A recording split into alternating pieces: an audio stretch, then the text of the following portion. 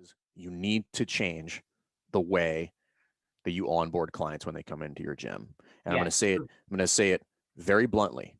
Stop teaching the 9 foundational movements. And that has nothing to do with my feelings about the 9 foundational movements. I love them. I think you should teach them. We just talked about the med ball clean and the sumo deadlift high pull. You should teach them.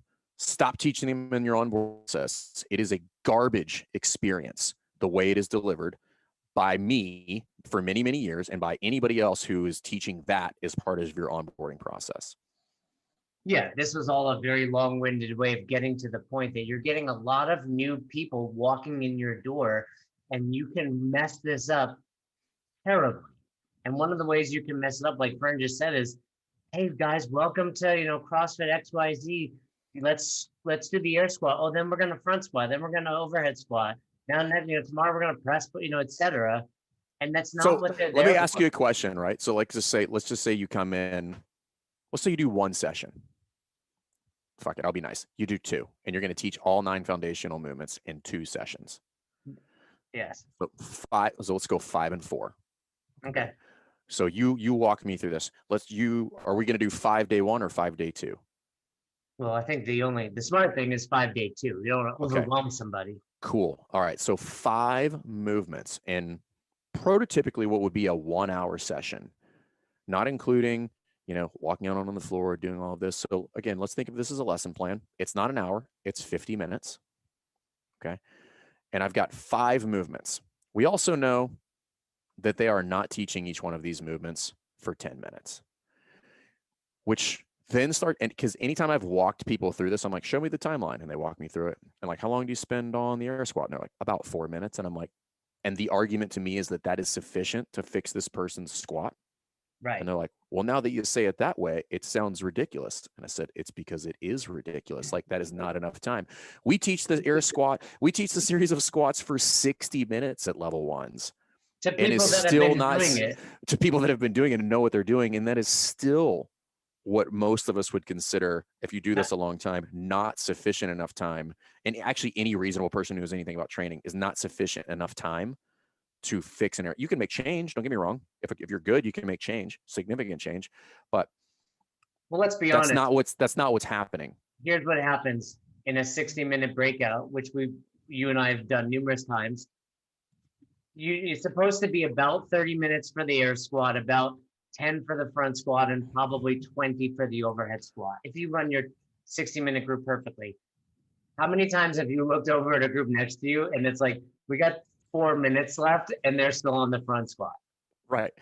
So that's how long you should be coaching the air squat for, like 30, 45 minutes. And you're just scratching the surface. And the real crux of this is whatever. It's kind of to poke people in the eye, like, whatever, I don't care. But my question that I would pose to you is, if we really unpack this, how much value are we actually giving these people in this session? Like, if we were really to quantify, like, if I was to go through and I was to canvass these people, absent of you knowing what they were going to say, what do you think people would say at the end of that? Be like, hey, was this valuable? Did you learn anything? Did you enjoy it? On a scale of 1 to 10, what do you think the participants would say? It's tough because you're biased, right? Like, I know the value. If I run an onboarding session properly, I know I can give a lot, but no. I'm talking about teaching the 9 foundational movements, because I think it's important to understand like why this is a problem, because people really should understand like how this is actually perceived on the other end.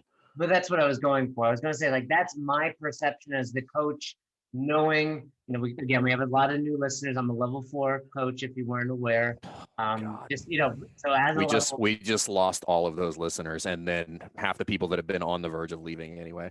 Yeah, we got Nose Hold. He's upset. I'm bragging again. Damn you, Nose Hold. So I see the value from my end, but if I'm trying to put myself in that scenario. All right, I'm trying to learn something new. I go to a restaurant and go into the kitchen, and the guy's like, let me teach you how to make fettuccine alfredo, spaghetti bolognese, and pasta primavera. And I'll be like, what? Like, what? And he's like, put this stuff in this bowl, turn that oven on, go over there, turn that burner on, put that thing on there, and then we're just going to stir it.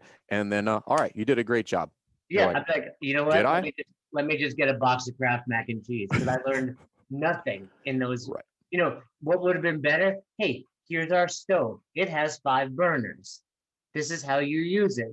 Make sure you don't put your arm over it when it's on, right? Here's our deep fryer. Never stick your hand in it, right? Like Ever.